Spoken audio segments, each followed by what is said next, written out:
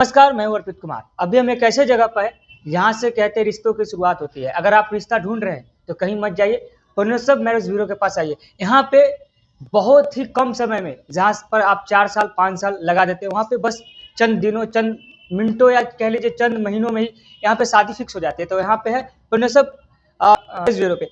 यहाँ अभी फिलहाल में एक ऐसा मतलब सिस्टम है जो सब सिस्टमेटिक तरीका से होता है। ऑनलाइन भी होता है और ऑफलाइन भी होता है। अगर आपको भरोसा नहीं है ऑनलाइन पे तो ऑफलाइन में भी आ सकते हैं। तो क्या कुछ है, आइए हम इनसे जानते हैं। सर, सबसे पहले क्या कैसे हैं?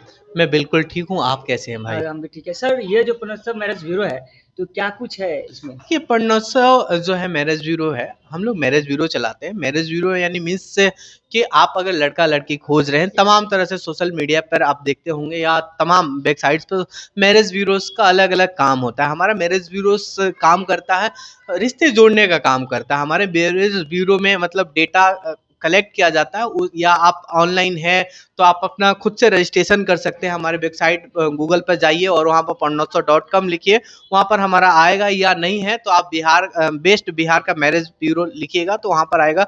पहले नंबर पर आएगा प्रणोत्सव, वहाँ पर जाइए और वहाँ पर क्लिक कीजिए और वहाँ पर अपना रिज्यूम डेटा सबमिट कीजिए और हमारे पास में जो भी डेटा आएगा उसके आधार पर आपको मैचिंग डेटा कराकर हमारे जो मार्केटिंग के होंगे वो आपको कांटेक्ट करेंगे या आपको बताएंगे कि ये डेटा आपको मैचिंग कर रहा है। या आपके रिक्वायरमेंट के हिसाब से हम लोग लड़के के हिसाब से लड़की खोजते हैं और लड़की के हिसाब से हम लोग लड़का खोजते हैं, रिक्वायरमेंट के हिसाब से। सर, तो अभी जैसा कि ऑनलाइन पे तो लोग कम ही भरोसा करते हैं, फिर कैसे भरोसा करेंगे? कहीं ऑनलाइन के जरिए आप लोग कहीं कोई स्कैम कर दिए, फ्रॉड कर दिए तो कैसे? देखिए, मैं आपको बता देता हूँ। हमारी ऑफिस पटना में है और दिए गए नीचे नंबर भी है और हमारा एड्रेस भी है। और हम एक रजिस्टर्ड मतलब ऑफिस है और हम फ्रॉड करने का कोई चांसेस नहीं रहता। जो हम लोग रिश्ते खोज के लाते हैं, जो डेटा खोज के लाते हैं तो जीरो ग्राउंड से खोज के लाते हैं। ऐसा नहीं कि जो बिना वेरीफाई किए हुए आपको हम डेटा दे दिए। बिल्कुल वेरीफाइड डेटा देते हैं, उसमें फ्रॉड होने की कोई संभावना ही नहीं रहती है। और उससे बड़ी बात होती है कि एक दूसरे लड़का लड़की के पेरेंट्स जो होता है, परिवार होता है, माता पिता हो या जो भी गार्जियंस होते हैं, उनको बैठाकर अपने ऑफिस में बात कराते हैं और उसके बाद तमाम वो बातें होती है जो एक हिंदू रीति रिवाज में हम लोग घर पर जो बातें होती है वो हमारे ऑफिस में सारी बातें कराई जाती है।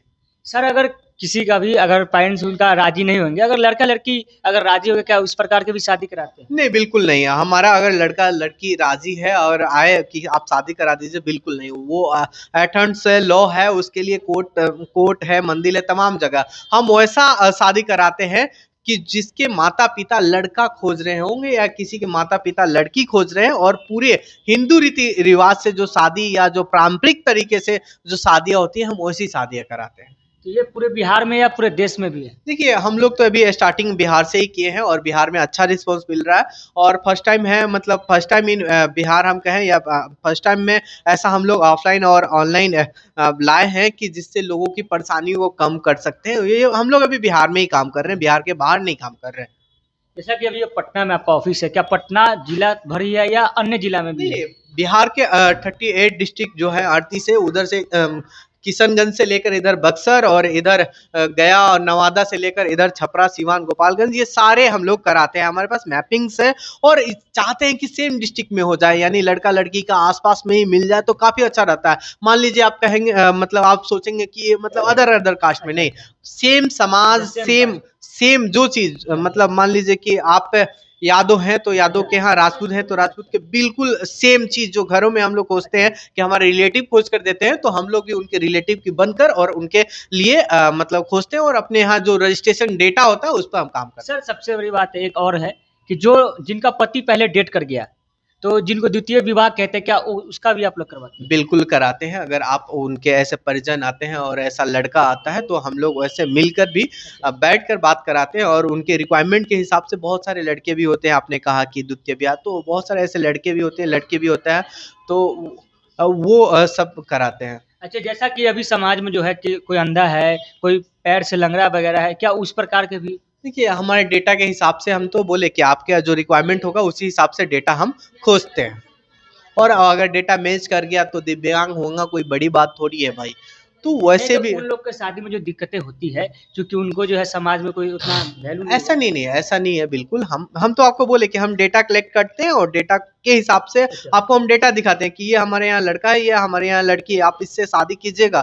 तो बिल्कुल।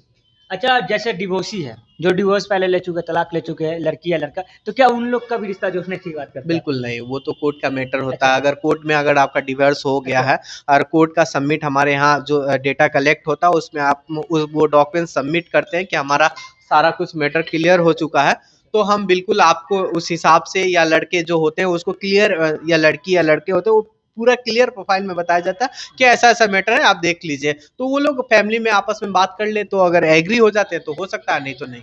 अभी तक आप लोग कितने शादी करवा चुके हैं? देखिए हम लोग 5000 अप्रॉक्स अभी तक शादी करा चुके हैं, और भी इस साल में जो सीजन में मतलब फरवरी से है अभी तक एक्चुअली हम लोग के काउंटिंग नहीं हो पाया, मगर फरवरी से पहले हम लोग 5000 शादियां करा चुके हैं। अच्छा, यानी कि साल में आप लोग का लक्ष्य कितना है शादी कराने का? देखिए साल में ये लक्ष्य टारगेट नहीं होता एक भाई। टारगेट होगा ना? देखिए आपका अगर शादी में किसी से फाइनल करा दूं और फाइनल कराने के बाद में तो वो कन्वर्सेशन दोनों फैमिली के बीच में होती है ना, हम तो बात करा सकते हैं कि वो फैमिली कब एग्री होकर एक दूसरे से हिसाब से शादी करेगी, तो हमारा टारगेट नहीं होता। हमारा टारगेट होता है कि अच्छा परिवार देना, सुखी शांति और संपन्न मतलब परिवार देना, ये हमारा टारगेट रहता है। ये टारगेट नहीं रहता कि हम इतनी संख्या कराएंगे, ये नहीं।